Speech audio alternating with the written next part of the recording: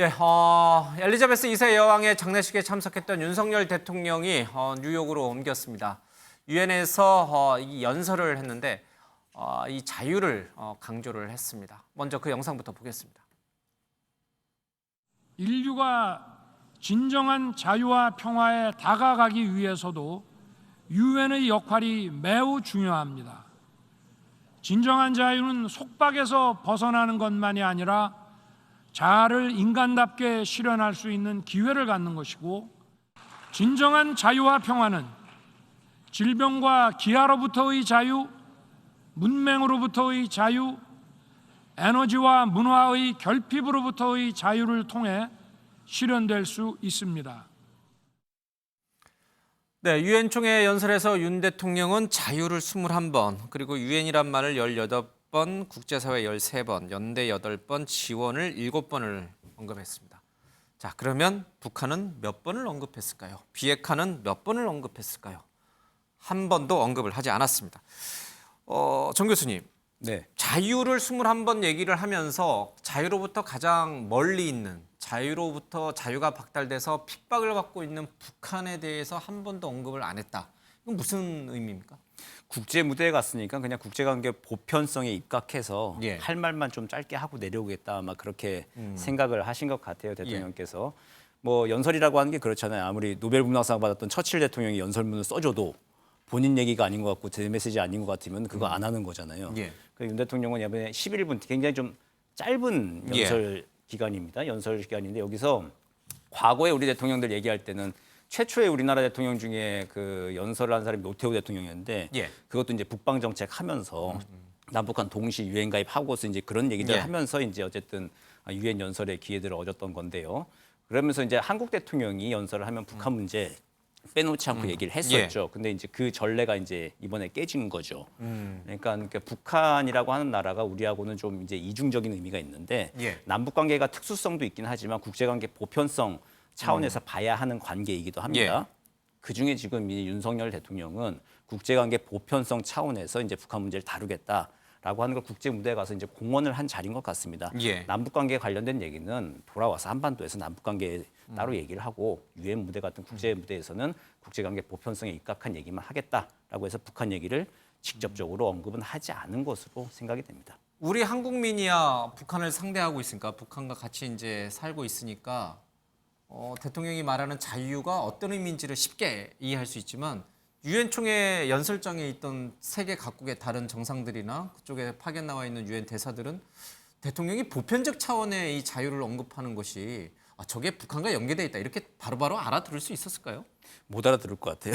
그러니까요. 알아듣기 쉽지는 않은데, 근데 이제 어쨌든 이번에 뭐 어떤 정부적 판단을 했는지는 모르겠어요.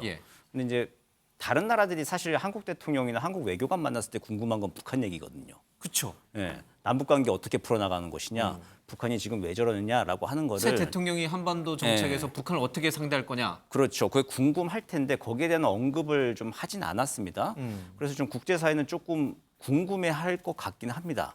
그리고 좀 말하지 않은 것이 또 이게 지금 잘한 것인가라고 하는 것도 저도 좀 판단 유보가 좀 돼요. 이게 새로운 전례를 만드는 건지 모르겠지만 이게 좀 국제사회에 주는 메시지가 좀 명확하진 않다. 이제 그런 좀 아쉬움은 있습니다. 사실 지금 미국 주도로 뭐 러시아, 우크라이나 침공한 러시아, 또 중국을 강하게 견제하고 규탄하는 국제사회 분위기가 형성돼 있잖아요. 거기에 하나 더해서 북한까지 같이 이제 이 지금 사회주의권 동맹 체계를 유지하고 있는 북한까지도 이렇게 사실은 전 세계가 굉장히 관심 있게 보는데, 말씀하신 것처럼 북한 얘기를 빼놔서 이게 관심도가 좀 떨어질 수밖에 없는 연설을 한 거 아니야? 이런 이제 비판이 분명히 있어요. 네. 근데 왜 그러셨을까?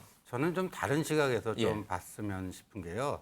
한국의, 우리 대한민국의 국제적 위상을 한번 생각해 보자고요. 그러니까 과거 저런 자리에 가서 한반도 문제, 남북 관계 이런 거를 메인 메뉴로 이렇게 다루던 시대에 대한민국의 국제적 위상과 지금의 대한민국의 국제적 위상.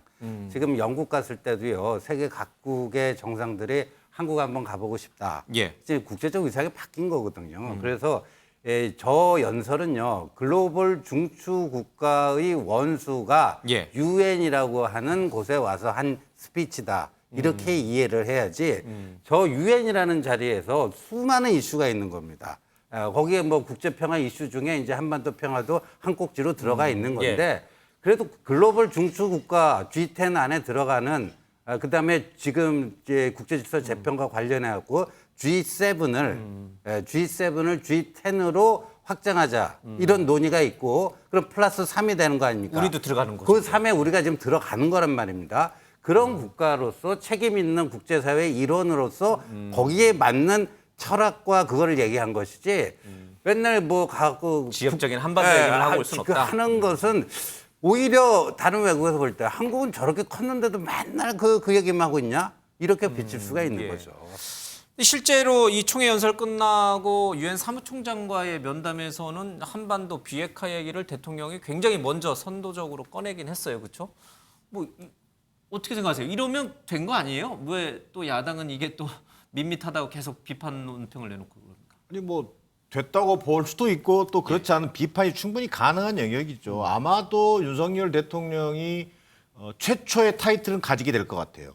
유엔 총회 연설을 통해서 소위 한반도 평화를 언급하지 않은 대통령으로 아마 기록되지 않겠는가. 근데 과연 그것이 명예로운 것인지는 저는 국민적 판단에 맡겨야 한다고 보는 겁니다. 야당 입장에서 볼 때는 지금 이미 담대한 구상이라고 하는 대북 계획을 발표했어요. 근데 북한 정권에 의해서 담대한 망상으로 지금 치부되고 있지 않습니까? 자, 그런 상황에서 북한과의 거리를 좁히고 뭔가 물밑 대화를 추진할 만한 권영세 장관의 표현에 의하면 대화 채널도 없는 상황이에요. 그런 속에서 담대한 뭐 구상을 발표한들 뭐 이를테면 공허한 어떤 구호에 불과할 수 있다라고 하는 이건 다른 말로 하면 뭐냐면 자신감의 결여이고 추진 동력 자체가 이미 떨어져 있는 것 아닌가. 그걸 굳이 윤석열 대통령의 입으로 연설을 통해서 얘기할 필요는 없다. 이렇게 판단했을 수는 있겠다. 뭐 이 정도 저는 판단입니다. 오늘 뭐 워낙 기라성 같은 출연자 6분이 나와 계시기 때문에 제가 한 분씩 다 의견을 들으면 오늘 방송 진행을 저희 준비한 거 다 못해서 좀 빠르게 넘어가겠습니다. 알겠습니다. 이 유엔 연설에서 왜 북한을 언급하지 않았는지에 대해서는 뭐 양쪽의 의견을 충분히 이제 들었던 것 같습니다. 조금 가십성일 수 있는데 오늘 김건희 여사가 이제 이 유엔 총회 연설 때 이제 연설 총회장에 좀 있었습니다. 뭐 이렇게 한국 이제 국기가 그려진 이제 배지를 좀 달고 있었는데 뭐 특별하게 뭐 논평할 거리는 없긴 합니다만은 북한 대사의 모습이 보이지 않은 거는 약간 이례적이긴 했어요. 뭐 총회장에서. 지금 남북 관계가 안 좋으니까 북한 대사가 거기 앉아가지고 들을 이유는 특별히 없는 것이죠. 대북 메시지가 없다는 걸 알았을까요? 뭐 이미 알았을 가능성이 높습니다. 그리고 또 앉아서 듣고 있으면은 북한 대사 입장에서는 그 일일이 하나하나 더 반박을 하고 뭐 그래야 되는 건데 아예 듣지 않고 보이콧을 하는 것. 이제 그게 또 외교적 행위 중에 하나니까 북한은 그런 선택을 한 것 같고요. 제가 좀 걱정되는 면은 북한 대사 이제 연설이 또 남았어요. 26일 날 하죠? 그때 또 이제 북한이 대남 메시지를 또 어떻게 내놓을지는 아직은 좀 모르는 상황입니다.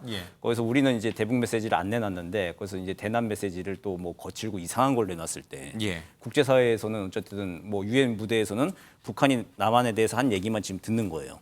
우리의 기대와 무슨 어떤 뭐 생각과는 전혀 다르게 국제사회에 들었을 제3자 입장에서는 북한은 남한에 대해서 저렇게 생각하는데 남한은 북한에 대해서 아무 얘기도 안 했구나라고 하는 평가가 혹시 우리가 의도한 바와는 다르게 나올까봐 하는 점도 좀 걱정스러운 면이 있습니다.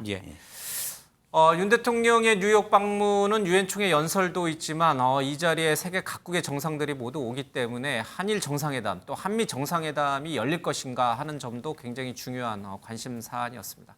특히 이 한일 정상회담이 과연 열릴 것인가, 얼어붙었던 한일 관계가 풀릴 수 있을 것인가.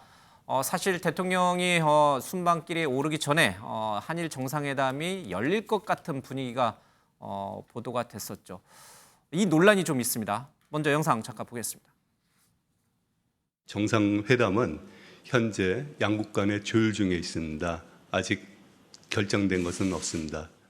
그 흔쾌한 합의 표현에 대해서는 그 현재 한일 간의 그 양국 간 긴밀한 소통이 이루어지고 있다 하는 그런 취지에서 여러 현안들을 갖다가 양국 간에 긴밀히 소통하고 있다는 그런 취지의 말씀하신 것으로 이해하시면 좋겠습니다.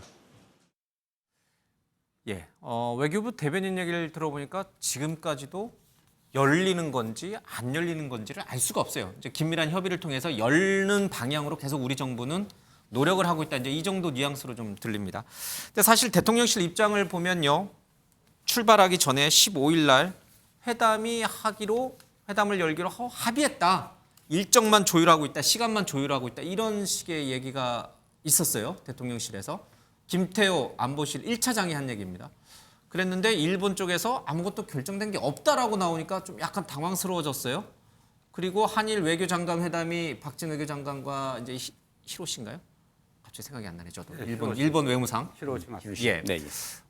그래서 한일 외교장관 회담에서 분위기가 뭐 민간 차원의 배상이 있다 뭐 이런 식으로 해서 한일 외 정상회담이 열리는 쪽으로 좀 갔다가 오늘은 또 일본 요미우리 신문 보도를 보면은 또 아직 굉장히 정해지지 없다. 정해진 게 없다. 또 일본 쪽에서 굉장히 한국이 먼저 이렇게 보도한 거에 대해서 불쾌하다 이런 식으로 나왔습니다. 그러니까 한일 양국 쪽의 입장이 다 달라요.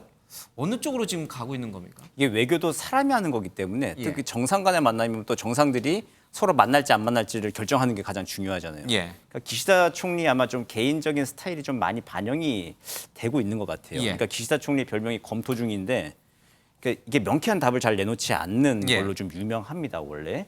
그래서 이제 뭐 유엔 총회가 열리니 뉴욕에서 만납시다라고 하는 걸 우리 측에서 제안을 했을 때 예. 뭐 이럴 수 있죠. 좋은 기회라고 생각한다. 일본 측에서 답변을 했으면. 좋은 기회라고 생각한다. 그럼 예. 어떻게 좀 해석이 되시겠습니까? 그러니까 강력히 만남을 원하는 쪽에서는 그럼 만나자고 수락한 것으로 이해를 예. 하는데 근데 일본 측에서는 만약 그런 뜻이 없이 그냥 좋은 기회라고 예. 생각한다라고 하는 거 그냥 그 팩트만 얘기했다라고 지금 또 뭐 할 수도 있는 것이죠. 예. 그래서 어떤 말이 구체적으로 오갔는지는 알 수는 없겠지만 아마 좀 기시다 총리가 아직 결정을 내리지 못한 게 좀 가장 좀 결정적인 변수가 아닐까 그렇게 생각을 합니다.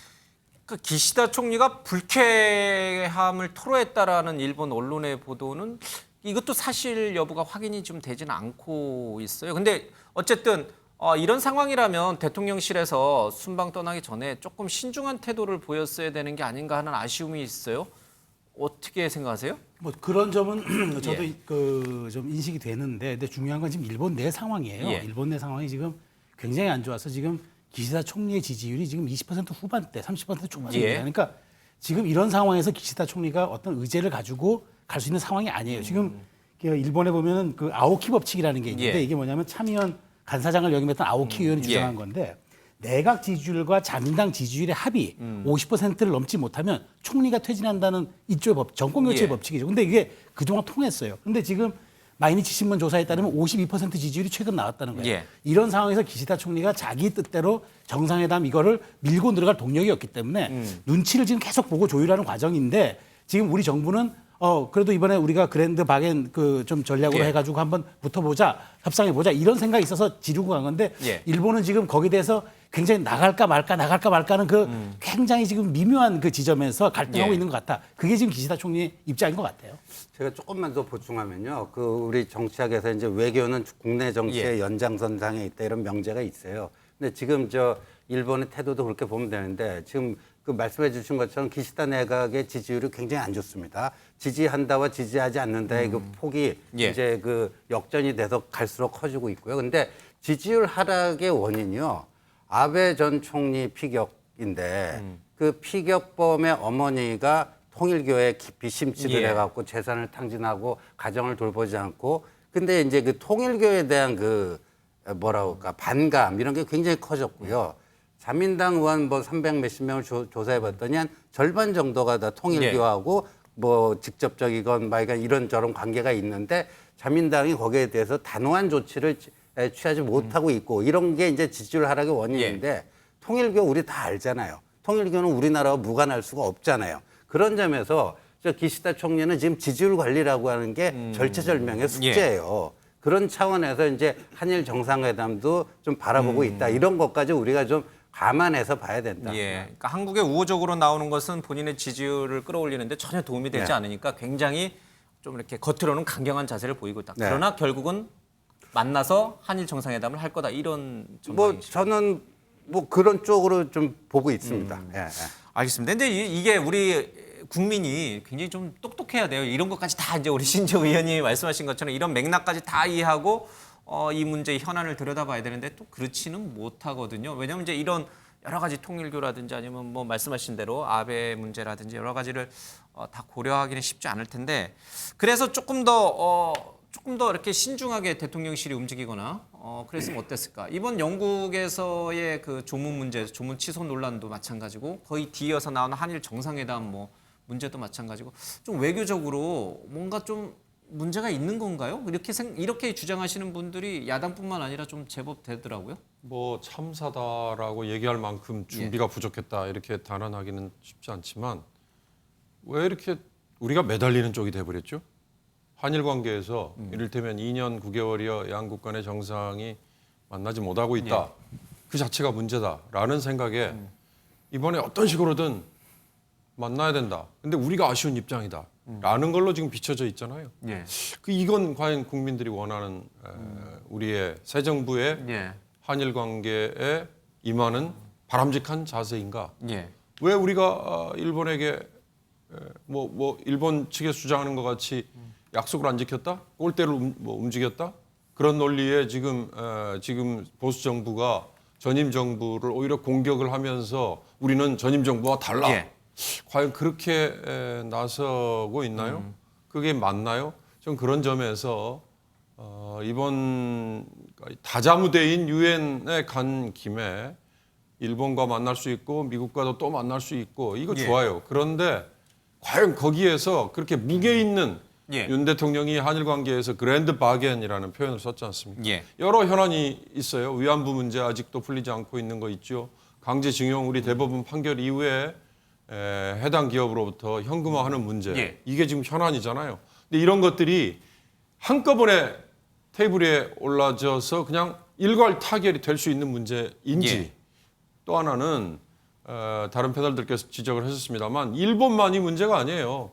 일본만 20%대의 지지율에 허덕이고 있는 게 아니라 우리도 겨우 이제 갓 30%대 초반의 지지율에 머물고 있는 대통령이 그랜드 바겐이라고 할 정도의 그동안에 막혀있던 거를 그냥 한꺼번에 다 예. 합의하고 풀어버리고 나면 과연 국민적인 동의가 쉽게 이루어지나요? 그런 점에서 저는 이번 한일 정상회담은 굉장히 시점상 영어로 얘기하면 타이밍이 안 좋다. 굳이 우리가 매달려야 될 이유는 없는 거다. 정말 다자외교 무대에서 하는 것처럼 풀 어사이드라고 하잖아요. 스탠딩 그냥 간단한 약식. 그러면 그동안에 못 만난 거에 대해서 두 정상이 그냥 물꼬를 트는 정도에 그쳐도 전 충분하다. 얘기하고 싶습니다. 윤경호 의원 말씀에 짧게 한 말씀만 보태면요. 저는 만일 한일 정상회담이 성사된다면 저는 다행이라고 봐요. 그러나 만에 하나 무산됐다고 치자고요. 그러면 흔쾌히 합의했다는 무슨 논리에서 나왔던 것이며 결과적으로 우리 국민들이 보기에는 보기 좋게 뒤통수 맞은 격으로 해석할 수 있단 말이에요. 근데 그걸 일본 국내 정치 탓을 할 겁니까? 저는 그 부분은 적절치 않다는 생각입니다. 근데 이게 또 반대편 입장에서 보면은 문재인 정부 내내 냉각됐던 한일 관계가 복원되는 신호탄을 계기를 만들었다. 그 한일 정상이 만나는 모습 자체가 그거니까요. 그거는 또 상당한 외교적 성과로 볼 수 있는 거 아닌가요? 좀 양쪽의 입장을 제가 이제 왔다 갔다 이제 설명을 드리긴 하는데 문재인 정부 내내 예. 한일 관계가 굉장히 급격하게 나빠졌죠. 예. 예. 근데 저는 외교 관계 같은 경우에는 사실은 우리가 과거 청산도 중요하고 예. 다 중요하지만 지금 글로벌 공급망과 관련돼서 굉장히 경제도 어렵고 예. 우리가 또 한미 동맹을 다시 복원하는 과정에서 일본의 역할도 굉장히 중요합니다. 예. 네, 이번에 보시면 알겠지만 의견이 저는 조율되지 않는 이유 중에 일본의 내부 문제도 있지만 그동안 굉장히 한일 관계가 어색해져 있어서 이제는 서로 속내나 조율을 일정을 조율하는 데 있어서 굉장히 기싸움을 하고 있다는 생각이 예. 들었어요. 그러니까 어쨌든 굉장히 지금 어려운 상황이고 그런 측면에서 실무적으로 뭔가 잡히는 게 없더라도 자꾸만 만나는 시도는 해야 된다고 생각을 하고요. 또 한번 역으로 생각해 보면 그동안 김정은 위원장이 우리 문재인 대통령에게 쏟아냈던 그 많은 예. 막말 또 북한 입장에서 보였던 그런 거에 비해서 문재인 대통령은 끊임없이 북한에 손을 내밀었습니다. 예. 그러면 우리가 꼭 북한에만 그래야 되느냐. 우리가 실질적으로 외교적으로 얻을 게 있다면 저는 우리가 먼저 손을 내밀 수 있다고 생각이 되고 예. 이번에 만나면 좋겠지만 안 만나도 어쨌든 우리는 뭔가 한일 정상회담을 시도했다라고 하는 하나의 기록으로서는 저는 남을 수 있다고 생각이 되고요. 예. 이 외교와 관련해서 지금 뭐 계속 얘기가 되고 있지만 조문이라는 거를 제가 한번 이번에 하도 조문 참사라고 예. 그래서 사전으로 찾아봤습니다. 예. 조문은 상주를 위문하는 거다라고 되어 있습니다. 그러니까 엘리자베스 여왕 그 관에 가서 예. 여러 사람 앞에서 뭔가 조의를 표하는 것도 중요하지만 결국 상주, 그러니까 찰스 3세 예. 국왕을 만나고 그 국왕이 주최하는 리셉션에 참여하고 장례식에 참여한 것 자체가 조문이지 예. 그 전에 가지 못했느냐 아니냐라는 것은 저는 의미가 없다고 보는데 우리가 왜 이렇게 지금 경제적으로 어려운 예. 상황에서 그 조그만 거 하나 갖고 이렇게 꼬투리 잡아서 공격하는지 예. 일부에서는 우리가 영연방 국가냐 뭐 이런 얘기까지 나옵니다. 예. 그래서 조금 이번에 있어서는 외교 문제에 있어서는 좀 과거보다는 실리 중심으로 접근했으면 좋겠다는 알겠습니다. 생각 해봅니다. 뭐 한일 정상회담이 열릴 것인지 아니면 열리지 못할 것인지는 이제 조금 더 지켜봐야 될 부분인 것 같고요. 뭐 이 외에도 이제 한미 정상회담이 있습니다. 여기에는 이제 인플레이션 감축법 문제, 우리 이제 현대차가 굉장히 타격을 받는데 이 문제도 좀 풀어야 될 숙제입니다. 뭐 한미 정상회담이 열릴 가능성이 굉장히 높으니까 이건 좀 지켜보겠습니다. 김연아 의원께서 이제 영국 조문이 과연 하지 못한 것이냐 아니면 장례식에 참석했으니 충분히 조문한 것이냐 이제 이 화두를 꺼내셨는데 어제 이제 저희가 많이 다루긴 했는데 뭐 또 새로운 패널들이 오셨으니까 의견을 좀 듣겠습니다, 진짜. 우리 제일 먼저 전문가께서 먼저 좀 제가 여쭤볼까요? 주한 영국 대사는 장례식에 참석한 것만으로 또 국빈 방문한 것만으로 충분히 조문한 거다 이렇게 이제 해석을 내놓으셨는데 그게 맞아요? 아니면 정말 본격적인 장례식에 앞서서 이제 마지막으로 여왕을 볼 수 있는 그 곳에 가서 이렇게 조문을 하는 게 맞아요? 육개장 먹고 그냥 발인만 보고 온 게 맞아요? 아니면 육개장 먹으러 갔으면 그걸로 충분히 조문이 된 거예요? 이게 그 상주 찰스 3세 국왕이 답을 해줘야 될 문제죠. 상주가 위로를 받고 조문을 받았다라고 생각하면 이게 조문이 되는 거고 그게 아니라면 이제 좀 부족한 정성이 좀 부족한 거가 되겠죠. 예. 근데 우리는 지금 간 쪽에서 이게 제 시간에 잘 간 거냐 말 거냐 그걸 가지고 좀 싸우고 있는 거긴 합니다. 근데 좀 보면은 뭐 우리 개인과 개인 간의 관계를 봤으면은 어쨌든 그 영정 앞에 가서 조문은 못 하고 예. 발인식에 이제 참석을 한 격이죠. 예. 따져 보면은 이제 그렇게 된 건데 그걸 뭐 상주가 조문이라고 받으면은 이제 그건 문제가 없는 거예요.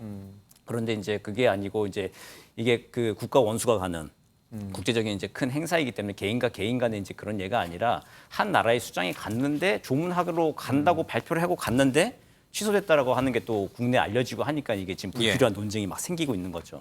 이게 밝혀야 될 건 뭐냐면은 이게 뭐 조문을 처음에 가기로 했는데 안 갔다 뭐 이게 참사다 어떠다 하는 게 아니라 그 안에 기술적으로 무슨 문제가 있었는지 그 대통령의 시간이 어떻게 예. 그 스케줄 관리가 뭐 2시간 먼저 갔으면 될 건데 그걸 예측하지 못하고 간 어떤 판단 착오가 있었는지 그런 것들을 이제 돌이켜 봐서 이제 그게 다음에는 이런 일이 예. 벌어지지 않도록 이제 남겨놓는 게 이제 중요한 거죠. 그러면서 또 이러다 보면 또 현장에 엄한 외교관들 또 예. 잡아요 막 이제 그러지 않고 실제로 팩트가 어떤 건지를 좀 깨지는 거는 체크해서 외교관이군요, 실무자들. 그렇죠. 이제 뭐 영국 대사관 난리가 날 겁니다. 이제 근데 그 실무적으로 이제 어떤 팩트들이 있었는지를 잘 정리를 해놓고 다음에는 이런 일이 없도록 하는 기록을 남겨놓는 거. 이제 그게 좀 중요할 것 같습니다. 그리고 조문외교 이 논쟁이 좀 계속되면은 나중에 이제 우리 옛날에 조선시대 때 예송 논쟁 당파 싸움 보고 네. 이제 지금 되게 한심하다 생각하잖아요. 그러니까 지금 ILA 감축법 가지고 이제 얘기를 해야 되고 캐나다 가서 이제 광물 협상 같은 거 예. 해야 되는데 그런 중요한 실리 외교가 있는데 이거 조문 외교로 나를 지세웠다. 이제 그런 조상들로 좀 기록되진 않아야 되겠죠. 최 의원님은 어떻게 생각하세요? 저는 영국 왕실과 사전에 조율을 했고 그다음에 그 많은 시간에 그 청와대 대통령실에 이재명 부대변인도 현지 예. 브리핑했습니다만 그 많은 시간에 모든 사람들이 다 그리고 전체 정상들이 다 거의 가는 건 아니잖아요. 예. 웨스트민스터 사원에 그랬다면은 이 정도는 우리가 그냥 여러 가지 일정 중에 대통령도 사실 알았기 때문에 예. 전용기 안에서 기자들에게 내가 3개 일정 있지만 다 참석할지 모르겠다. 아마 한두 개가 빠질 수도 있겠다라고 미리 고지도 했어요. 그래서 이제 그러면 그 시간을 왜 사전에 조절하지 않았냐. 그거는 나중에 이제 실무적으로 우리가 예. 판단의 영역이기 때문에 그건 따져보면 될 문제인데 마치 이번 조문은 실패한 조문이고 무슨 실패한 외교고 그다음에 이런 식으로 해서 뭐 육개장이라는 아주 예민한 단어까지 등장해 가지고 마치 밥 먹으러 간 것처럼 능멸하고 이렇게 조롱하는 이거는 저는 정말 누워서 침 뱉는 격이다 이렇게 생각이 되고요. 이번 조문에서 우리가 느껴야 되는 거는 영국 왕실이 어떻게 느끼고 받아들였는지 그게 가장 중요한 부분이고 우리가 이번 기회를 통해서 정말 우리의 국격에 걸맞는 외교를 했으면 그걸로 된 거지 여기에 대해서 너무 이 디테일한 걸 가지고 공격하는 거는 저는 이거는 정말 외교와 국방에는 이게 여야가 없고 이게 금도를 지켜야 할 금도가 있는데 너무 선을 넘었다. 저는 레드라인을 넘었다고 생각합니다. 혹시 캐나다 트루도 총리의 영상 준비돼 있나요? 예. 이 영상 보면 이 캐나다 트루도 총리는 그러면 결례를 범한 것일까 아닐까 그 논쟁도 같이 좀 보면서 얘기를 좀 나눠야 될 것 같습니다. 영상 잠깐 보죠.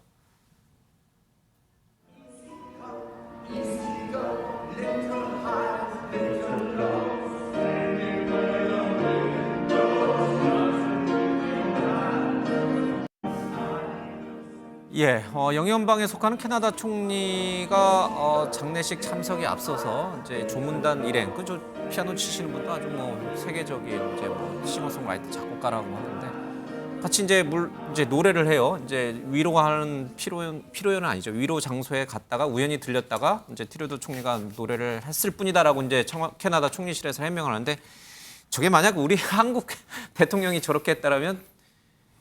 우리 정 교수님, 네. 난리가 났겠죠? 아니 우리 두 정 교수님이라.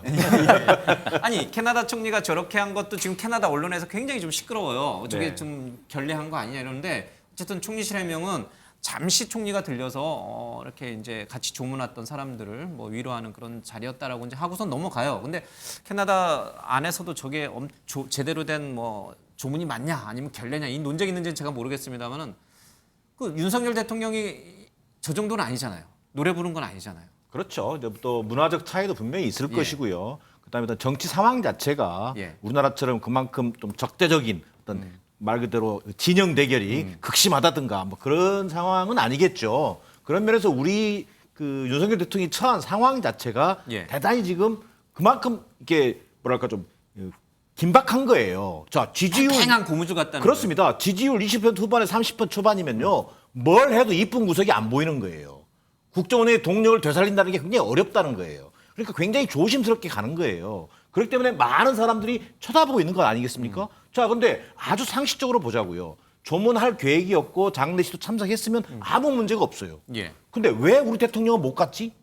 이런 생각을 할 거 아니에요, 일반 국민들이. 자, 근데 교통 상황이 좀 심했나? 그러면 사전에 잘 조율했으면 되지 않을까? 자, 그러면 아예 좀 늦었다. 그럼 좀 빨리 더 출발했으면 안 될까? 이런 의문을 제기한 거잖아요. 그러면 여기에 대해서 좀 정리를 해서 정확하게 의문에 대한 국민적 의혹에 대해서 답을 했어야 돼요. 근데 그 답이라는 게 뭐냐면 아니 어쨌든 조문했잖아요. 조문록 작성했는데 그럼 된 거 아니에요? 뭐가 문제라는 거예요? 이런 식이란 말이에요. 자, 영빈관 신축 문제도 마찬가지입니다. 아니 대통령이 취소했잖아요. 뭐가 문제예요? 이렇게 나오기 때문에 문제라는 거예요. 알겠습니다. 영국 왕실에서는 정말 협조해줬거든요. 우리가 언제 영국 왕실 물어봤어요?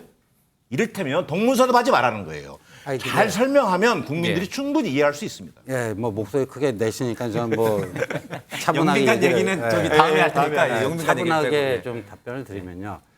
우리가 이게 국가 대 국가 그 외교 조문 외교가 아닌 이 사인 간에도요. 어디 우리가 이제 빈소에 가잖아요. 그럼 거기서 그 상주들이 원하는 조문의 방식과 그게 있지 않습니까? 예를 들어서 뭐 기독교를 믿는 분들은 절을 하지 말고 목례만 해달라. 그럼 그 상주가 원하는 대로 해주는 게 기본 예의지. 아니야, 나는 반드시 절을 해야 되겠어. 이러면 그 기본 상식이 없는 사람 아닙니까? 근데 지금 윤 대통령이 그 웨스트민스터 사원 갖고 그 관 앞에서 그거를 못했다 해서 자꾸만 이제 일부 그 YTN 같은 데는 조문 취소라고 하는 이 가짜 뉴스를 어떻게 내보내? 그게 조문 취소예요? 예. 조문 아까 우리 김연아 의원이 조문의 사전적 의미를 얘기했는데요. 그런 식으로 무책임한 보도를 내고요. 그다음에 거기에 안 간 게 윤 대통령이 김의겸 의원은 국회 본회의 질의에서 빵꾸라고 하는 이상한 일본 발음을 써가면서 이거 윤 대통령이 빵꾸를 낸 것이다. 윤 대통령이 빵꾸 낸 거예요. 영국 측에서 거기는 조금 이 시간이 이렇게 됐으니까 거기는 와 주시지 마시고 리셉션에 와 주십시오. 영국 측의 요청에 따라서 그렇게 한 겁니다. 근데 영국 측이 그렇게 요청을 하는데 아니야, 나는 거기 가야 되겠어. 그 가는 게 그게 예의입니까? 좀 기본적인 상식을 가지고 이 문제를 접근했으면 좋겠어요. 알겠습니다. 뭐 대정부 질문에서 방금 말씀하셨는데 김의겸 의원과 한덕수 총리 간의 이 얘기가 있었으니까 잠깐 보겠습니다. 똑같이 오후 3시에 이후에 공항에 도착을 해서 참배할 시간이 없어서 다음 날 미사를 마친 뒤 조문록을 작성하도록 하자라고 왕실이 안내를 했고 거기에 다 따랐는데 다른 정상들은 참배를 했습니다. 참배를 하지 않은 유일한 정상이 윤석열 대통령으로 보입니다. 애초 오른쪽 끝에 있는 한국전 참전 기념미에 들렸다가 웨스트민스터 들렸다가 다음 왼쪽에 있는 버킹엄으로 가려고 했습니다. 이 세 군데가 다 반경 1km밖에 안 되는 가까운 거리입니다. 그래서 의원님 제가 말씀드리고 현장 상황이 저희가 사전에 협의하고 계획했던 것보다 막상 많은 정상들이 동시에 도착을 하는 상황이기 때문에 거기 현장 상황은 아까 의원님 말씀하신 것처럼 도보로 무슨 16번에 걸어가고 할 수 있는 그런 상황이 아니었던 것으로 제가 이해를 합니다. 예, 이런 좀 논란이 있습니다. 근데 다만 이제 앞서 잠깐 언급이 있었습니다만은 그 어느 분이 좀 설명해 주실 수 있어요? 이진복 정무수석이 지금 이 정진석 비대위원장 이제 선출 이후에 이제 축하하러 이제 예방하러 갔을 때 대통령이 아침 6시에 이제 비행기 타고 순방길에 오르는 걸로 얘기를 했는데 실제로 비행기가 출발한 시각은 9시예요? 그러니까 6시에 갔으면 조문을 할 수도 있었다라고 지금 야당 쪽은 주장을 하고 있어요. 그럼 왜 6시에 가기로 짜여졌던 것 같은데 왜 이게 9시에 출발로 변경이 됐는지에 대해서는 아직 대통령실의 해명이 안 나온 것 같아요. 이거는 누가 좀 설명을 해줄 수 있어요? 아니 저도 뭐 순방 예. 뭐 많이 다녀봤습니다만은 예. 그게 이제 사전에 저희가 이제 뭐 기자단 집결하고 수행원 집결하고 예, 이렇게 예. 하는 시간과 대통령이 도착하는 시간이 달라지는 경우가 왕왕 있었습니다. 근데 좀 태풍도 그러니까 있었고, 이게 여러 가지 그거는 이제 발표하지 않을 수 있는 그런 사안을 가지고 올 수도 있습니다. 그래서 저희가 가가지고 수행원들이 가가지고 먼저 한참 기다렸다 탑승한 적도 사실 있었습니다. 예. 그렇기 때문에 이 문제, 그러니까 당초에 3시간 앞서서 출발했으면 조문할 수 웨스트민스터 예. 사원에 갈 수 있었는데 왜 못 갔냐? 마치 예고된 참사처럼 이렇게 예. 얘기하는 거는 저는 그건 합당하지 않은 거라고 봐요. 그러니까 시간은 스케줄은 조정할 수 있습니다. 그러니까 예. 그건 사정에 따라서 그래서 저희들이 할 때도 2-3시간 정도는 언제라도 그런 사안이 있을 수 있어요. 예. 현지에서도 마찬가지입니다. 도착해도 대통령이 늦게 올 수 있는 상황이 있기 때문에 저는 그걸 가지고 마치 우리가 뭐 예고된 참사인데 예방하지 못했다 이런 주장은 너무 과도하다 저는 생각합니다. 알겠습니다. 윤경우 의원 얘기 한마디 더 듣겠습니다. 예. 현장에 지금 기자들뿐만 아니라 외교부 그다음에 뭐 현지 교민들도 예. 굉장히 많잖아요. 김우겸 의원의 질의 중에는 오후 3시 이후에 도착한 다른 나라 정상급 인사들 중에 다음 날 조문록 작성만 해주세요라고 했는데 참배한 사람들이 있다라고 했잖아요. 그럼 정말 우리 윤 대통령만 안 가고 혼자만 그랬는지 아니면 다른 어느 정상도 그 영국 예. 측의 안내를 받아가지고 그대로 지침에 따라서 했는지 이런 걸 그냥 대통령실에서 취합을 해서 설명하면 아 그렇구나 거기 정말 상황이 그러니까 오지 마라고 그랬으니까 거기 지침대로 따랐구나. 영국 왕실 요청에 따라서. 상주 쪽에서 하라는 대로 했구나라고 이해가 쉽게 될 텐데 그런 설명은 정말 하나도 없이 지금 현장에 가보지도 못한 여기서만 왈가왈부 하니까 진짜 아까 정기남 교수 얘기하신 것처럼 밉게 보는 쪽에서는 한없이 지금 뭐하러 이러려면 갔느냐 이렇게 얘기하는 거고 이해를 하려고 하는 쪽에서는 뭐 그거 가지고 그러느냐 뭐 이런 건데 저는 이제 중요한 건 자꾸 우리가 지금 애둘러서만 얘기합니다만 대통령의 일정이라는 건 대통령 개인이 나 여기 가기 싫어라고 즉흥적으로 결정한다고 해서 취소될 수 있는 사안이 아니잖아요. 예. 이번 사안이 혹시 그런 거 아니냐라고 지금 공격들을 하잖아요. 그거에 대해서도 전 김은혜 수석이든 아니면 대통령실의 누군가가 있는 그대로 정면으로 설명을 예. 제대로 해주면 풀릴 수 있는 문제 아닐까 싶습니다. 정기당 교수가 말씀하셨지만 이제 지금 윤 대통령 지지율이 이제 좀 30% 조금 넘고 있는데, 그러니까 지금 뭘 해도 이렇게 곱게 안 보인다는 거잖아요. 그러니까 정상적으로 지금 순방 활동을 잘 하고 있는데도 뭐 하나 이렇게 좀 눈에 거슬리는 것만 있으면 잡아가지고 그걸 딱 침소봉대해가지고 확 공격하는 것인지, 아니면 정말 외교적 시스템에서 뭐가 좀 문제가 생긴 것인지, 이 부분은 좀 나중에 명확하게 좀 한번 정리를 해줄 필요는 있을 것 같아요. 그렇죠? 실제로 아닌가요? 지금 김현미? 제가 잠깐 말씀드리면 실제로 대사가 임명돼 있지 않잖아요. 대리 대사잖아요. 영국이. 대사가 없어서 발생한 문제예요. 아니 이를테면 예. 대리 대사가 역할을 대신하고 있단 말이에요. 외교부 장관은 뉴욕에 넘어가 있었단 말이에요. 물론 또 뭐 한미 정상이라든가 정상회담 준비 이런 거 있었겠죠. 자, 이런 상황에서 영국 왕실과 어떤 충분한 사전 조율이 제대로 이루어졌는지 또 현지 공간에 이미 사람들이 나가 있는 거잖아요. 거기다가 우리 의전팀도 사전으로 나가잖아요. 그럼 거기서 다 준비를 했을 거란 말이에요.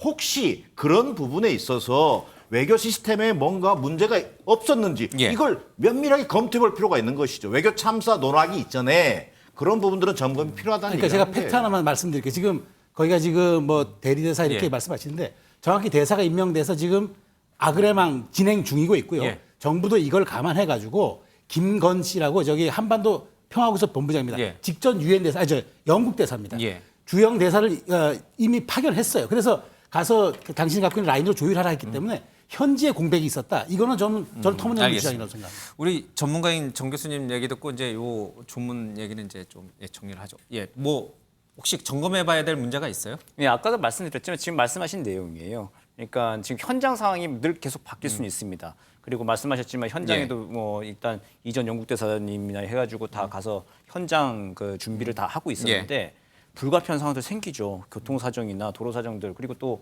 뭐 아니 그 뭐 조문 받는 쪽에서 좀 나중에 와라라고 하는 상황 그리고 또 조문을 하려고 하는 윤 대통령도 아 그러면은 나중에 가지 그럼 뭐 상주 만나는 게 중요하지라고 이제 판단하는 순간적인 판단들이잖아요. 개인의 판단들이잖아요, 다들. 이제 그런 내용들이 있을 건데 그 변수가 이 후폭풍을 가지고 만져서 자꾸 이렇게 이야기를 키우는 건 한국에서만 지금 하고 있는 것이죠.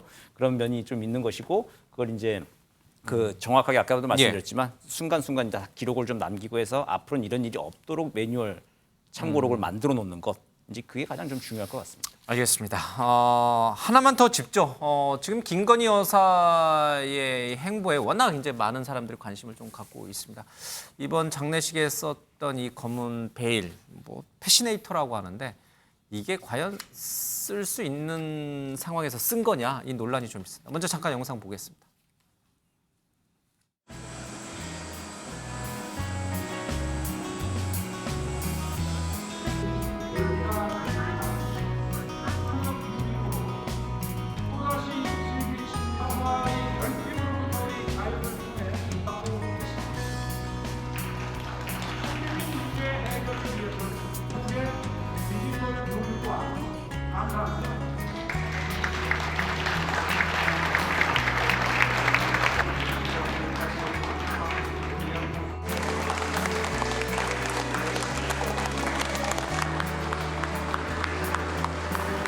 그 자리에서 일어나 간상에 위치한 정면의 고기를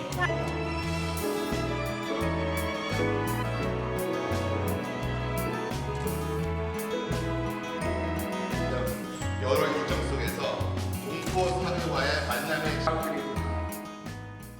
예, 베일은 안 나오고 이제 뉴욕 방문했던 동포 간담회까지 모습니다. 어쨌든 이제 장신구 논란이 좀 있었기 때문에 이제 장신구 하나 없이 그냥 좀 수수한 모습으로 이제 특히 이제 이 한국 국기가 그려진 이제 배지는 계속 착용하고 있는 모습이 과거 이제 김정숙 문재인 정부 때의 김정숙 여사하고는 좀 차이가 나는 부분입니다. 물론 저 베일 얘기로 돌아와서요. 그 지금 김 의원님 이것도 뭐 설왕설래가 있는데 팩트 체크를 해보면은 꼭 유족이나 미망인만 쓰는 건 아닌 것 같아요, 그렇죠? 네, 그렇게 지금 얘기가 되고 있고 예. 지금 화면에서 나오는 것처럼 장례식에 참여했던 여러 정상들의 부인들도 역시 같은 검은색 그러니까요. 베일 모자를 착용했던 것으로 나오고 있습니다. 아까 이제 앵커께서 말씀하신 것처럼 정말 미운 사람은 뭘 해도 미운 거 아닌가. 예. 그래서 제가 얘기한 거 아니에요, 저기. 꼬투리 네, 정기남 잡으려고 교수께서 얘기하신 꼬투리 거예요. 잡으려고 그러는 것 같고요. 예. 좀 그건 저는 좀 지나치다는 생각이 드는데 예. 지금 이제 윤석열 대표 그러니까 대통령하고 같이 간 뭐 대변인단이나 이런 데서 더 명확하게 설명해 주면 좋겠죠. 근데 제가 좀 지적하고 싶은 건 그건 그거대로 해야 될 일이지만 우리가 대정부 질의에서 지금 경제가 얼마나 어렵습니까?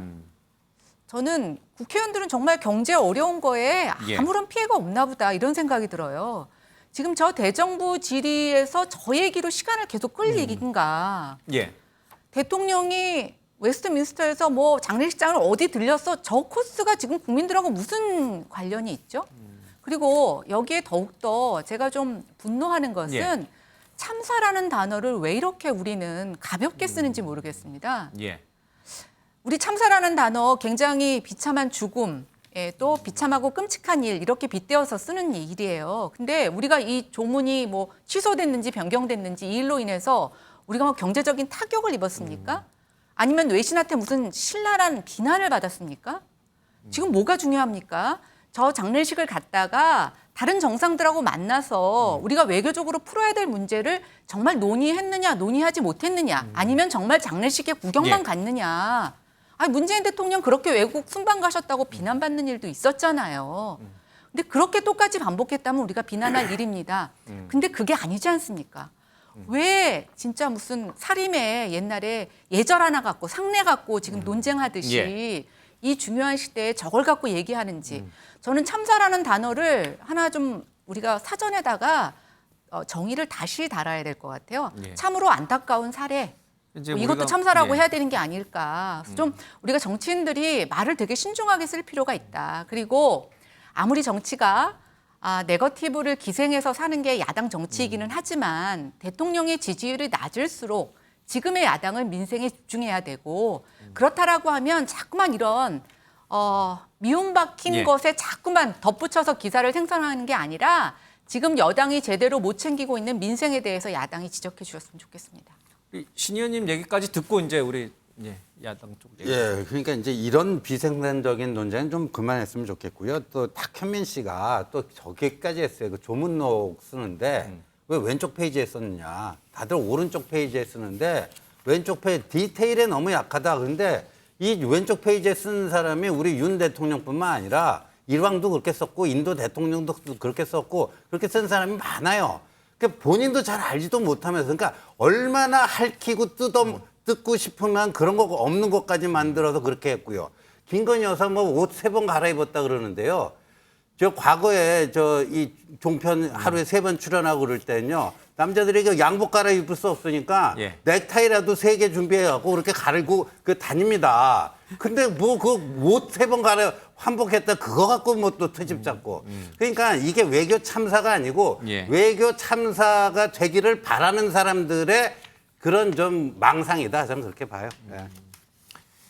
그러니까요. 이제 최근에 우리가 이제 참사란 용어를 쓰는 경우는 굉장히 좀 끔찍한 일이 벌어질 때 뭐 세월호 참사든 뭐 이런 경우에 쓰는데 왜 이렇게 야당은 자꾸 이렇게 말씀 쭉 뭐 하실 말씀 있을 거 아니에요.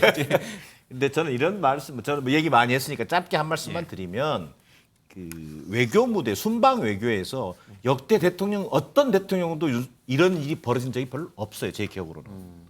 이런 기본적인 의존조차 챙기지 못했다라는 야당의 비판이라고 생각하셔야 돼요. 그래서 그것을 뭐 외교 참사 이런 표현들에 대해서 저 동의하지 않아요. 그리고 뭐 탁현민 전 비서관이 주장하는 그런 논리에 대해서 저는 언론이 막 여기다 죽을 맞히고 저는 이럴 필요 없다고 보여집니다. 그건 그것대로 흘려버려야 된다고 생각해요. 그러나 분명한 것은 문제의 어떤 제기되는 지점들을 충분히 점검하고 외교 시스템을 점검하는 하나의 계기로 삼아야지 이것을 야당의 무분별한 정치 공세라고 주장하는 것은 국민적 의혹에 대해서 설명하지 않고 오히려 적반하장식으로 대한다라고 하는 비판을 면치 못할 거라고 본다는 거죠.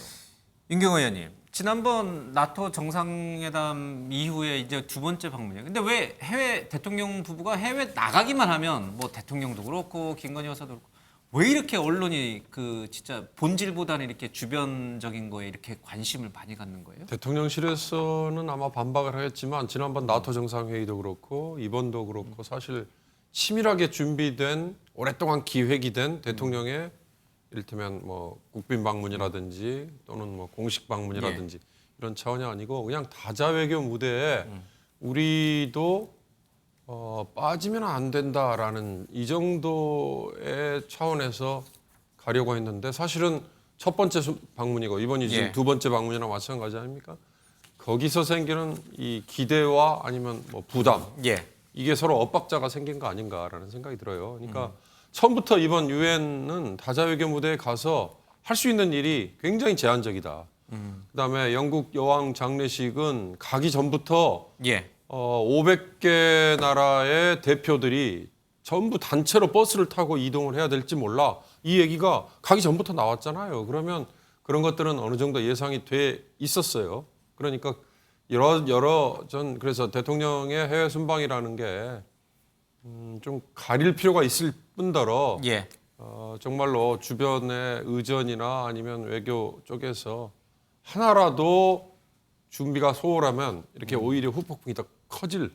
왜냐하면 대통령의 무게가 그만큼 크잖아요. 무겁잖아요. 그러니까 그런 걸 좀 감안해야 될 필요가 있지 않을까 싶습니다. 알겠습니다. 마지막으로 우리 정대진 교수님 이제 가셔야 되는데 지금 이런 두 번의 순방 모두 이제 논란이 됐어요. 그게 이제 야당의 뭐 의도적인 정치적인 트집 잡기인지 아니면 뭐 외교적인 어떤 진짜 문제가 좀 있는 것인지 매뉴얼에 여러 가지 이제 논란은 좀 있겠습니다만 이 겁나가지고 이게 다음에 이제 또 순방 가겠습니까? 이렇게 해서는 그러니까 이거 조금 이런 논란이 안 생길 수 있는 뭐가 좀 필요해 보이세요? 그 외교가에서 격언이 하나가 있어요. 그 정치는 국경에서 멈춰야 한다고 합니다. 네. 그 외교 나가면은 그냥 이제 국가 원수로서 활동을 하게 지원을 해줘야 되는 거예요. 야당도.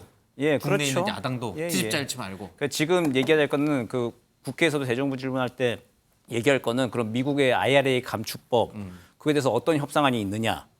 그리고 캐나다 가서 그 광물법, 광물 관련해 가지고 이제 협상을 할 건데 그거 그 광물 협상 잘 하면은 정말 북미선 인정 받아 가지고 우리 기업들이 북미에서 정말 활동 잘하는 것이냐. 그걸 가지고 좀 얘기를 좀 해야 되는데 다른 걸로 좀 하세요를 좀 하다 보니까 많은 국민들이 좀 안타까워하고 있는 것 같습니다. 다시 한번 해주세요. 뭐라고요? 정치는 국경에서 멈춰야 한다. 국가를 대표하는 대통령이 해외를 나가면 국내에서 싸움하는 그 정치는 멈추고 오로지 국익을 위한 대통령의 그 활동에 대해서만 논해야 된다. 그렇죠. 예. 굉장히 의미심장한 얘기입니다. 알겠습니다. 예. 여기서 이제 이 대통령의 이제 외교와 관련된 얘기는 좀 정리를 좀 하겠습니다. 자, 국내 상황 잠깐 살펴보도록 하겠습니다. 이 신당역에서 스토킹하는 여성을 무참히 살해했던 전주환의 얼굴이 좀 공개가 됐습니다. 국회 대정부 질문에서도 이 스토킹 문제와 관련된 반의사 처벌제와 같은 폐지 문제 이런 것들이 좀 논란이 됐습니다. 먼저 영상 보겠습니다. 신당역 여성 영무원 스토킹 피살 현장 다녀오셨죠? 예. 무슨 생각을 하셨습니까? 법무부 장관으로서 책임감을 느끼고 거기에 대해서 재발 방지를 위해서 할 수 있는 모든 걸 해야 되겠다라는 생각을 했습니다. 앞으로 여성을 상대로 한 스토킹 범죄 등에 대해서 가해자의 인권 중심이 아닌 피해자 중심으로 좀 적극적으로 선도적으로 그런 보호 조치를 좀 해주시는 그런 조치를 좀 해주실 것을 요청하는데 어떻습니까? 스토킹 범죄의 경우는 피해자가 꼭 여성에만 국한되는 것도 아니고 우리 국민 모두 당할 수 있는 보편적인 범죄입니다. 여기에 대해서 좀 경각심을 가지고 더 강도 높은 대책을 마련해야 하는데요. 국가가 피해자를 보호할 수 있는 최대한을 해보도록 노력하겠습니다. 예, 오늘 이 전주환의 얼굴이 공개가 됐습니다. 마스크도 좀 벗겼어요, 그렇죠? 그래서 이렇게 아주 참혹한 범죄를 저지른 범죄자에 대해서 글쎄요, 인권 보호 차원보다는 이 좀 국민의 알 권리를 더 중시 여겨서 마스크까지 좀 벗고 공개했는데 글쎄요, 뭐 보는 분들마다 뭐 인상이 차갑다, 뭐 그런 얘기도 하고 여러 가지 얘기가 좀 나옵니다. 김연아 의원님, 뭐 제가 같은 여성이어서 여쭤보는 건 아니고요. 어제 국회 여가위에서 이 문제가 굉장히 이제 논란이 됐죠. 여야 의원들을 가릴 것 없이 왜 이런 끔찍한 범죄가 발생했는지, 도대체 경찰은 뭐 했고, 구속영장을 기각, 검찰은 뭐 했고, 또 법원은 또 왜 영장을 기각했는지 여러 가지 이제 질타가 좀 이어졌습니다. 근데 김현숙 여가부 장관은 이게 이제 여성을 향한 혐오 범죄는 아니다 또 이렇게 이제 말씀을 하셔도 논란이 됐는데, 뭐 여가부 존속 필요성 논란도 있긴 합니다만은. 이런 문제, 그러니까 여성을 스토킹하고 여성이 상대적 약자이다 보니까 늘 피해의 대상이 돼요. 법적으로 그걸 보호해 줄 만한 제도적, 법적 장치는 여전히 미흡한 것 같고요. 그러니까 저런 범죄가 생기겠죠. 윤석열 정부가 잡고 있는 이런 여성을 향한 흉악 범죄의 대비 시스템이 제대로 지금 갖춰져 가고 있는 건지, 장관의 인식이 맞는 건지.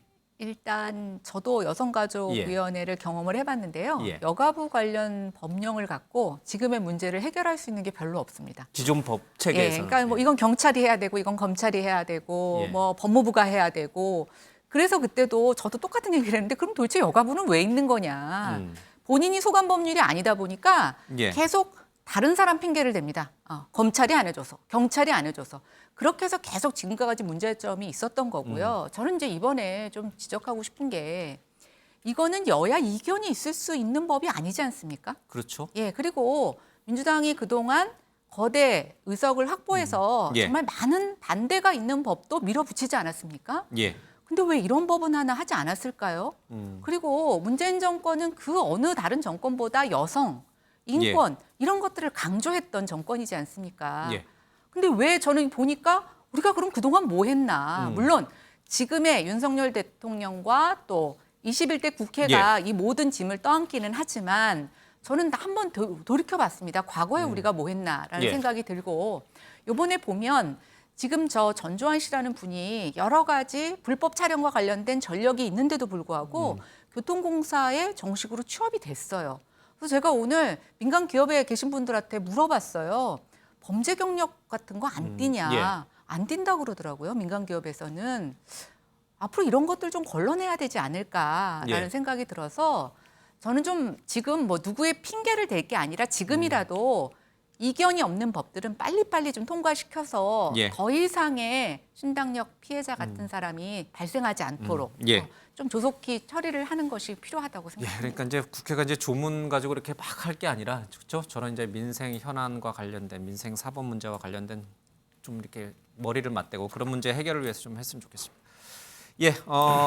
팬티 논란이 지금 국회에서 벌어지고 있는데 이게 또 무슨 얘기인가 싶습니다. 영상 먼저 보겠습니다. 전투와 310억 삭감, 축구와 21억 삭감, 겨울에 이 추운 겨울에 내복 95억 삭감. 여러분 더 과간인 건 팬티입니다. 팬티 5억 삭감, 양말 4억 삭감. 제가 봐도 황당하고 한심하고 기가 차네요. 본인 예산을 이렇게 삭감했어요. 전투와 310억, 팬티 5억, 양말 4억. 대한민국의 국민들이 모두 다 아이들을 군대 보내고 있는데 우리 아이들이 한겨울에 내의 좀 있겠다는데 이 예산을 깎았어요. 의원님, 이렇게 투명한 나라에서 어떻게 우리 군인들에게 제대로 된 지금 말씀하신 펜스를 제대로 안 입히고 군을 유지하겠습니까? 정부가 제출한 내년 예산안에서 군 장병들이 입고 쓰는 이제 뭐 군 전투화부터 시작해서 팬티 예산이 깎였다. 그러니까 팬티 지금 양을 줄여가지고 제대로 지급을 안 하는 거 아니냐. 뭐 이렇게 이제 지금 서영교 최고위원이 주장을 했습니다. 정말 사실일까요? 그 영상 이후 영상 다시 하나 더 보겠습니다. 모 의원이 장병 피복비를 국방부가 삭감해서 비정한 예산이다 이런 왜곡된 주장을 했는데 혹시 오늘 정리된 전반적인 팩트를 국민 여러분께 알려줄 수 있겠습니까? 뭐 양말이라든지 팬츠라든지 이런 것들은 일종의 좀 더 나은 이런 구매 방법을 통해서 가격이 인하됐기 때문에 그러한 숫자들이 나왔다 하는 말씀을 보고 드렸고요. 제가 비정한 예산 이야기하면서 군 예산을 이야기했었는데요. 그때 착오가 좀 있었습니다. 다시 한번 제가 국방부로부터 자료를 받았습니다. 그래서 저희가 예산을 받는데 내년 예산에 말씀처럼 군인들의 속옷, 팬티 예산이 16억 정도 감액돼 있습니다. 국방부에서는 단가가 낮아져서 그렇습니다. 라고 이야기하는데 제가 그 말을 믿도록 하겠습니다.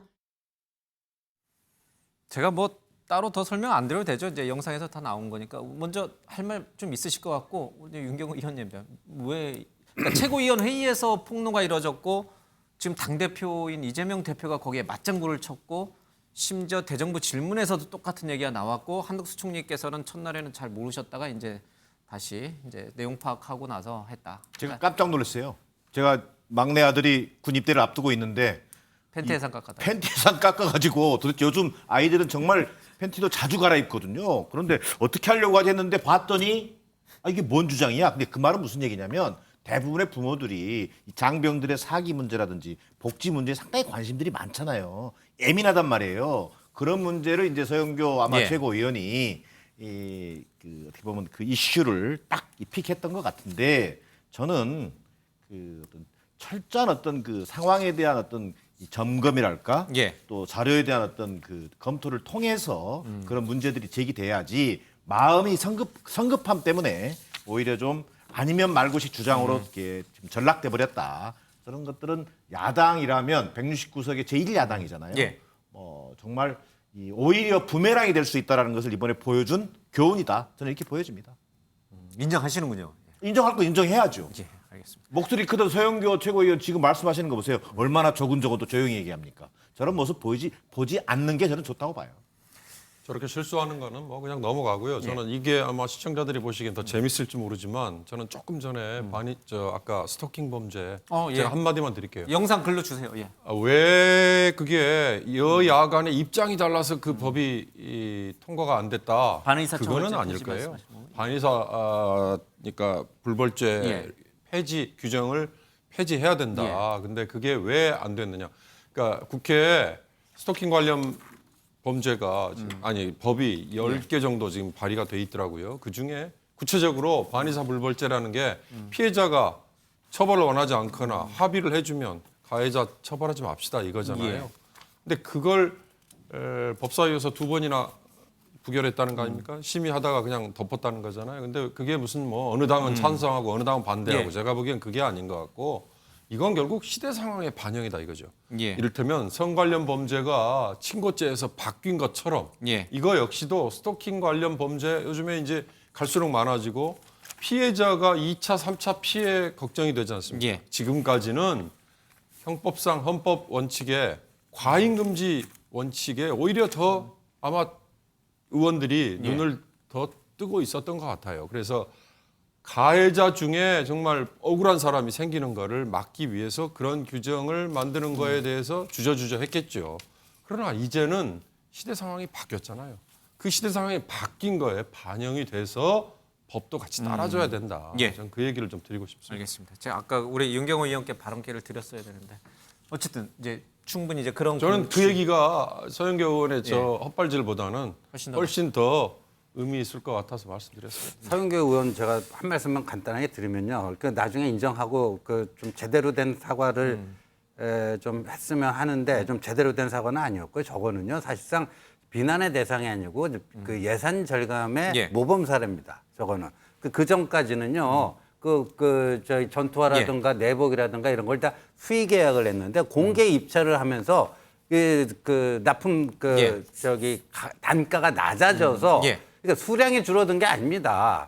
장병 1인당 뭐 팬티가 몇 장 갈게 줄고 수량이 준 게 아니고 똑같아요. 똑같은데 그런 식의 이제 그 예산 집행 방식이 바뀌면서 예산을 절감한 모범사례인데 엉뚱한 숫자 갖고 하고 저게 사실은 서영교 의원이 처음이 아니고요. 5월인가 김병주 의원이 잘못 사용한 건데 몇 달 후에 잘못된 거를 또 저렇게 재활용을 하고요. 근데 서영교 의원은 그래도 뭐 어설픈 사과라도 했는데 이재명 대표는요 뭐라고 했냐면은요 거기 아까 뒷부분은 이제 소개를 안 해주셨는데 앞으로 이렇게 되면은 우리 새로 입대하는 장병들은 제대한 사람들이 쓰다 남은 그 군화 실을 것 같다. 그런 얘기까지 했어요. 이재명 대표도 사과하십시오.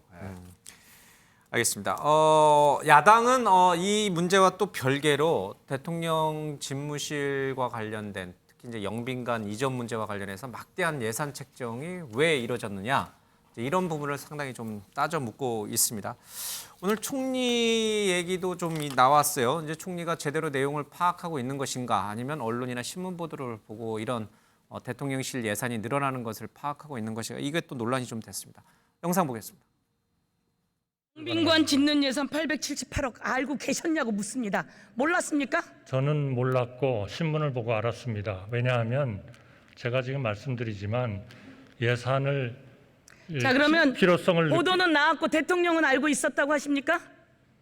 저는 대통령하고 그 문제를 논의할 시간은 없었습니다. 이거를 철회를 하라 이렇게 말씀을 하셔서 그러면 대통령이 그 원래 이 예산을 알고 있었다는 얘기네요? 그것으로서 영빈관을 짓는 것에 대해서 대통령이 알고 있었다는 이야기군요. 아니, 제가 말씀드리는 거죠. 대통령께서 이 문제가 언론에 나오고 또 우리 의원님들께서 말씀을 하시니까 그 문제를 보고를 받으신 겁니다. 이 문제가 어떻게 된 거냐. 그러면 이걸 보고를 받으시고 모르는 예산이었습니까? 보고를 받으시고 즉각 이거는 철회를 하는 게 좋겠다 그런 결정을 하셨습니다. 그러면 대통령도 모르는 예산이었단 말씀이시군요. 저는 그렇게는 말 안 했다. 아니 저는 예산에 결정되는 그러한 그 제도가 그렇게 하나하나를 다 최고 통치권자 총리실 같으면 총리가 다 그거를 파악을 하고 결정되는 것은 아니다. 범죄 피해자 지원 전담기구 신설, 디지털 성범죄 피해 지원센터 신설. 그런데 이번에 신설 관련된 예산 한 푼도 편성 안 하셨습니다. 한 푼도요. 제가 법무부에 정식으로 물어봐도 계획 없다. 이렇게 온 공문이 전부입니다. 말씀을 하셨으면 지켜야 될 거 아닙니까? 우리 법무장관이 좀 답변하게 해드릴까요? 왜 그게 없는지. 어떻습니까? 필요 없으신가요? 제가 그 부분에 대해서는 잘 아는 게 없기 때문에 필요하시다면 법무장관으로 하여금 답변 드리도록 하겠습니다. 예, 최순영 의원님 지금 야당은 지금 대통령실 관련 예산이 많이 늘어난 것에 대해서 굉장히 지금 이제 성토를 하고 있고 한덕수 총리가 그 내용을 아마 잘 보고를 받으신 건지 아니면 정말 제대로 받지 못한 상황에서 예산이 어느 정도 어느 부분에서 늘어난지 모르시는 상태에서 언론 보도나 야당들의 질의를 받고 있는 것인지 그 논란은 어떻게 보시고? 사실 이번에 좀 대정부 질의보면서 많은 국민들이 생각하셨을 거예요. 예. 책임 총리라고 들었는데 왜 총리가 저렇게 그 말하자면 장악력이 떨어졌을까라는 생각을 하는 예. 것 같은데 총리가 더군다나 경제 전문가입니다. 그래서 물론 세세하게 다 알 수 있는 건 아닙니다. 아까 말씀드린 대로 법무부의 그런 무슨 뭐 아주 세부적인 예산들은 법무장관이 설명하는 게 맞겠죠. 그런데 영빈관 관련돼서 거기에 대해서 이제 설명이 제대로 안 되고 신문 보고 알았다는 이런 얘기는 저도 사실 동의하기 매우 어렵습니다. 왜냐하면 또 총리께서는 경제 전문가고 그다음에 국무회의를 하다 보면 대통령실에서 예산이 편성되는 그 예산이 공공기관이기 때문에 과정에서의 어떤 그 예비 타당성 조사 같은 게 생략돼서 바로 직행할 수 있다 하더라도 그런 중요한 시설물에 대한 국가 시설물에 대해서는 총리께서 900억 원대 예산이라면 파악을 하고 있었어야 되는데 신문 보고 알았다는 얘기는 저는 굉장히 말하자면은 총리가 정말 국정에 대해서 그립을 잡고 가는 것인가 이런 좀 약간 오해를 빚을 수도 있는 답변이었어요. 저는 앞으로 그러니까 대정부 질의 있을 때 총리께서 조금 뭐랄까 소신 있고 좀 당당한 답변을 했으면 좋겠어요. 그러니까 자기 소신도 좀 얘기하고 이렇게 해야 되는데 이번에 보면은 충분히 방어할 수 있는 사안인데도 약간 대답을 얼버무려서 오해를 증폭시키거나 또 신뢰를 주지 못한 이런 사안들이 좀 있는 것 같아서 저는 그것이 좀 대단히 안타까웠습니다. 대통령 추경호 이제 기획재정부 장관 겸 이제 부총리께서 얘기한 걸 들어보니까 대통령실에서 이제 기재부로 바로 이제 예산 요청을 해왔다고요. 그러니까 대통령실하고 총리실하고 굉장히 뭐 유기적인 관계이긴 합니다만은 막 대통령실이 자체적으로 쓰는 예산을 기재부에 얼마를 요청했는지를 행정직제상 하위에 있는 총리실 담당자에게 얘기해서 이거 총리님께 보고해라 이렇게 하지는 않을 것 같아요. 근데 액수는 굉장히 큰 액수지만. 예, 그런데 지금 대통령실 수석들도 저 영빈관 뭐 800 몇십억 그걸 몰랐다는 거 아닙니까? 예. 그리고 이제 일부 보도에 의하면 이제 경호처에서 강하게 주장을 해가지고요. 저 예산이 이제 편성이 됐는데 편성되는 과정 자체가 투명하지가 않았고요. 그리고 지금이 이런 거를 해야 될 때인가 조그마한 정무적 감각이 있다면 저건 말도 안 되는 얘기를 왜 헛소리를 해가지고 지금 이걸 더 평지풍파를 일으키려고 하느냐. 단칼에 잘랐어야죠. 그러니까 그 대통령실에서 수석들도 몰랐다는데 이게 이렇게 된 거 다시는 이런 일이 없어야 된다고 생각하고요. 저거를 전 총리는 몰랐다는 얘기가 맞다고 봐요. 저런 거 아니 대통령실의 수석들도 몰랐던 거를 국무총리가 알았다? 저는 그렇게는 생각 안 합니다. 비판의 대상이 될 수 없다 이런 뜻이군요. 아니 그러니까 이제 총리가 조금 더 저기에 대해서 명확하게 답변을 못한 그 아쉬움은 있지만요. 그 저거를 몰랐다라고 하는 답변은 그냥 뭐 사실일 거라고 보고요. 그러니까 이거는 그러니까 하루 만에 철회된 게 그나마 저는 이제 다행이다. 그리고 굉장히 큰 사고를 칠 뻔했다. 그런 생각이 듭니다. 알겠습니다. 시간이 없어서 두 분만 한 1분씩만 좀 드릴게요. 윤 의원님. 큰 사고를 쳤죠. 이건 굉장히 심각한 문제입니다. 그러니까 대통령실에서 이루어지는 국가정책 결정이 이런 식으로 수석들도 모르고 그다음에 총리도 모르는 일이 벌어져 버렸다. 그러면 다른 사안은 어떻게 될까라고 의심을 할 수밖에 없게 만드는 거예요. 영빈관이라고 표현이 돼 있지만 지난번에 대통령 집무실로 옮기면서 윤석열 대통령이 본인이 직접 나서서 뭐 이렇게 판 들고 설명까지 하고 그랬잖아요. 그만큼 국민의 관심이 있는 사안이거든요. 근데 영빈관 이거 대통령실 일이니까 총리는 당연히 모르는 게 맞아. 그렇게 보고 넘어가기는 어렵죠. 다른 사안하고 비교하기는 어렵고 더 걱정스러운 건 다른 일도 그러면 이런 식으로 아무도 모르게 몇몇 사람에 의해서만 그냥 이루어지는 거 아니야. 이거에 대해서 앞으로 명쾌한 해명이 필요할 것 같습니다. 김연아 의원님 드릴게요. 제가 이번에 이 사건을 보면서 20대 국회 때 요 비슷한 게 있었어요. 금액은 좀 다른데요. 그때 대통령 기록관을 만드는데 문재인 대통령 기록관을 만드는 걸 갖고 제가 국회 운영위원회에서 지적을 했는데 이때 문재인 대통령이 대노하고 없었던 일로 했어요. 여기 한 190억 정도 됐는데 그때도 서로 몰랐다는 거예요. 그리고 그 대통령 기록관 그 담당 부처에서 예산을 올린 거다 이 얘기가 있었어요. 근데 아까 이제 말씀하신 것처럼 전반적으로 대통령 국정 운영에 대한 약간의 불신, 불만 또 지금 모든 예산을 깎고 있잖아요. 예. 근데 저는 이랬으면 좋겠어요. 박근혜 정부 때 처음에 대통령 되고 나서 공약 가계부라는 거를 그때 이제 대선 과정에서 얘기를 했습니다. 지금 경제가 어렵기 때문에 예산을 감축해야 돼요. 그런데 우리가 감축하는 대신 써야 될 때가 있지 않습니까? 그러면 뭐에 감축해서 뭐를 쓰겠다는 거를 좀 국민들한테 명확하게 설명해야 될 것 같습니다. 알겠습니다.